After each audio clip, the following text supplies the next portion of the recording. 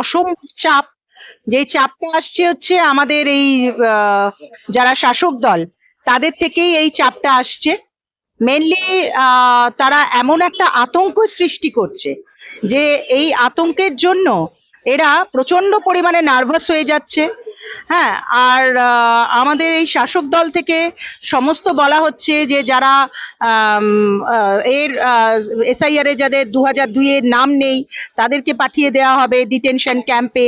হ্যাঁ, তো এইরকম ভাবে যদি একটা দিনের পর দিন একটা আতঙ্ক সৃষ্টি করে থাকে, তো ন্যাচারালি কি হয়, একটা অসম্ভব একটা চাপ সৃষ্টি হয়।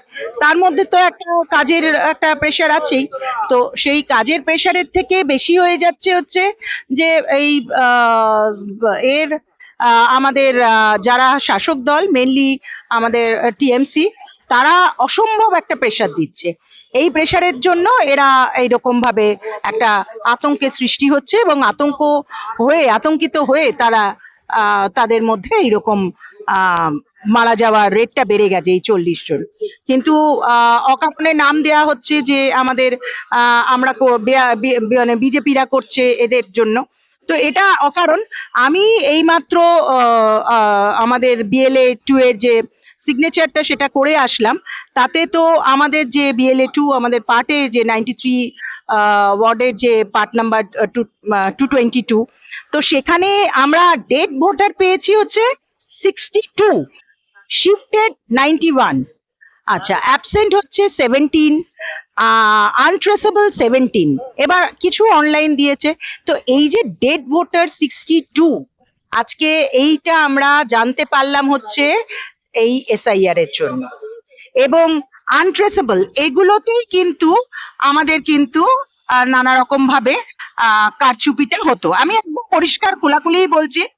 হ্যাঁ, কারণ আমি একটা ইলেকশনে, আমি কর্পোরেশন ইলেকশনে 2021-এ ক্যান্ডিডেট ছিলাম বিজেপির হয়ে। আমি এটা নির্বাচনটা লড়েছি। তো সেখানে আমি দেখেছি যে এক একটা থেকে আমাদের যদিও বিজেপির সংখ্যা যেখানে পোলিং এজেন্ট দিতে পারিনি, সেইখানে কিন্তু আমাদের জিতে বেরিয়ে গেছে। কিন্তু বাদবাকি ভোটগুলোতে মানে আশ্চর্যভাবে, হ্যাঁ, অসম্ভব ভাবে ভোট বেড়ে গেছে।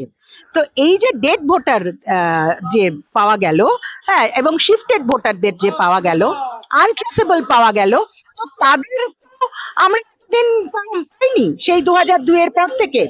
হ্যাঁ, তো 2002 এর পর থেকে কিন্তু এই যে আমাদের 2025-এ যে এসআইআরটা হয়েছে, এই যে ঝাড়াই বাছাইটা হলো, তাতেই কিন্তু আমরা জানতে পারলাম যে এক একটা পার্টে কত রকমের ভোটার থাকে।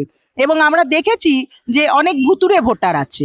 ভুতুড়ে ভোটার হচ্ছে যারা ডেড, হ্যাঁ, পার্সন, তাদের হয়ে সবাই গিয়ে ভোট দিয়ে দিচ্ছে। তো এইগুলো কিন্তু এসআইআর না হলে আমরা জানতে পারতাম না। তো এসআইআরটার কত প্রয়োজনীয় সেটা আমরা জানতে পারলাম। আর আজকে যে আমাদের সিএ যে অ্যাওয়ারনেস ক্যাম্পটা হয়েছে, এটা অনেক মানে অসম্ভবভাবে প্রয়োজনীয়। কারণ যারা শরণার্থীরা আজকে আমাদের বাংলাদেশ থেকে চলে এসছে, হ্যাঁ, অত্যাচারের কারণে, তাদেরকে আমাদের নাগরিকত্ব দেওয়ার জন্য এই সিএ। হ্যাঁ, সিএ কি কখনোই আমাদের নাগরিকত্ব নিয়ে নেওয়ার আইন নয়, এটা হচ্ছে নাগরিকত্ব দিয়ে দেওয়ার আইন। কাজেই কত প্রয়োজন এই এসআইআর এবং সিএ এর, সেটা তো আমরা বুঝতেই পারছি এবং তার জন্যই আমরা আজকের এই অ্যাওয়ারনেস ক্যাম্পটা করেছি।